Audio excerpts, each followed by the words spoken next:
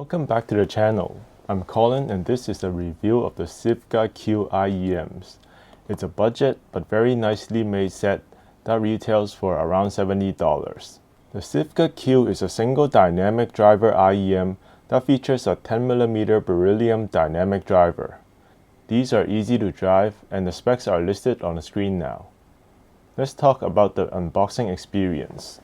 So here's the box the Q comes in.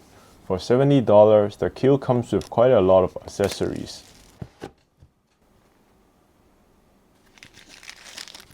You get 2 sets, a total of 7 pairs of silicone tips, 1 set with a wider bore, and 1 set with a narrower bore. It also comes with a brown PVC leather zipper pouch. Now onto the build of the Q. The Q has a zinc alloy metal shell. The backplate of the IEMs are made from white maple wood. According to Sivga, it helps absorb the resonance coming from the back of the drivers, so it does help with acoustics of the IEMs and not only for aesthetics. The cable is a twisted silver-plated OFC 2-pin cable. It's terminated with a mini jack. I really like that the 2-pin connector, the wide split and cinch, and the jack all have the same paint and finish as the Q. I think it's a really nice touch. Comfort-wise, the Q fits very well in my ears. It's really well rounded and there's no hot spots. The nozzle is relatively short, so the fit is quite non-intrusive. However, passive isolation is only average among dynamic driver IEMs. Here's the frequency response graph of the Q. I've linked it in the description below if you want to compare it with other IEMs I reviewed. As you can see, the Q measures quite flat. It's a mildly V-shaped tuning. The bass and treble is just mildly boosted. The sub-bass slightly rolls off at around 50 Hz. The mid-bass boost transitions into the mid-range to create a warmer and mellower sound. In the measurements, the treble actually looks quite tamed, but in actual listening, I think the treble sounds quite vivid and sparkly. During my listening test, the Q has a neutral and organic timbre, slightly leaning towards the bright side. Overall frequency response is really well tuned and sounds very coherent, as you would expect from a good dynamic driver. The bass of the Q is fun and has a good punch and rumble to it. The mid-bass is really engaging to listen to, but it's lacking a bit of control and texture in technical tracks that has a really busy bass line. Tracks with a heavy kick drum can bleed into the vocals sometimes. I also wish for better sub-bass extension when I listen to movie soundtracks, like soundtracks from Hans Zimmer's The Dark Knight album. Vocals sound slightly forward, smooth and rich. Deep male vocals sound rich and full-bodied. But for some higher-pitched female vocals, it can sound sibilant sometimes, so the upper mids can sometimes sound a bit bright.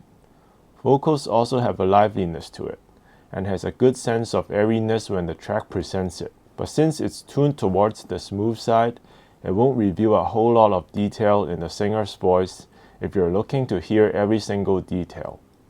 The treble is well controlled and smooth, but slightly bright.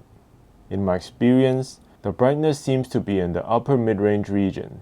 Snares and electric guitar solos sound controlled and smooth. There's not a whole lot of texture in the treble, but it has good decay and second harmonics to it. Personally, I would like to hear a little more sparkle and bite in the upper mids and treble. Just a touch more. The soundstage is nice and wide on the Q, especially comparing them to similar priced IEMs. However, the positioning and imaging is just okay. There isn't very good instrument separation if you want to pinpoint where the instruments are.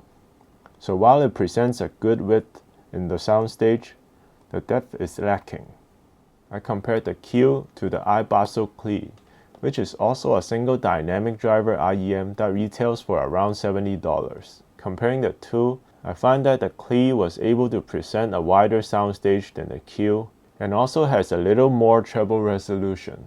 However, the vocals on the Klee sounded a bit muffled and recessed when compared. I like the vocal presentation a lot more on the Q. The bass performance on both of them is really similar. I feel that the Clee has better sub-bass extension, but the Q has a bit more slam and speed in the kick drums along the mid-bass region.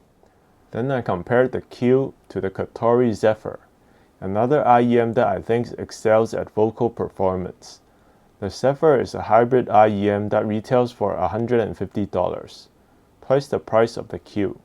When comparing the two, it's obvious that Zephyr is a more refined IEM, more precise imaging and better detail retrieval in the mids and treble. In contrast, the Q gives you smoother and warmer vocals and a better bass slam, as the Zephyr is a bit light on the low end. The Q gives you better excitement when listening, and the Zephyr sounds a bit more tamed and composed. The Q has a slightly wider soundstage, but the Zephyr has better separation. As I often say, every IEM has its cons as product design is managing compromises. I have concluded 2 cons for the Q. First, the Q is not a very technical IEM. While I find the Q pleasing for vocal performance, it struggles with genres that require good detail retrieval, imaging, and separation. For example, some more instrumental genres like classical or jazz. Second, the isolation is not that great on the Q. It's just average. It's suitable to be used on the go, but if you're in really noisy environments like the subway, it might hinder you from enjoying your music.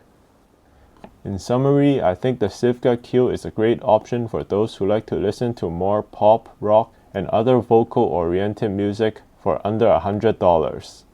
It has a very pleasing and full-bodied mid-range performance that will perform great in those genres. So if you love listening to vocals and don't listen to a lot of classical stuff, these would be a great option for you. The build quality, fit and finish of these are also really good.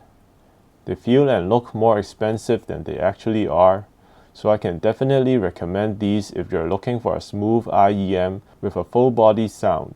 So this is the end of the review. Please let me know if you have any questions about the Q. If you enjoyed this review, please like the video and subscribe to the channel if you haven't. Thank you for watching.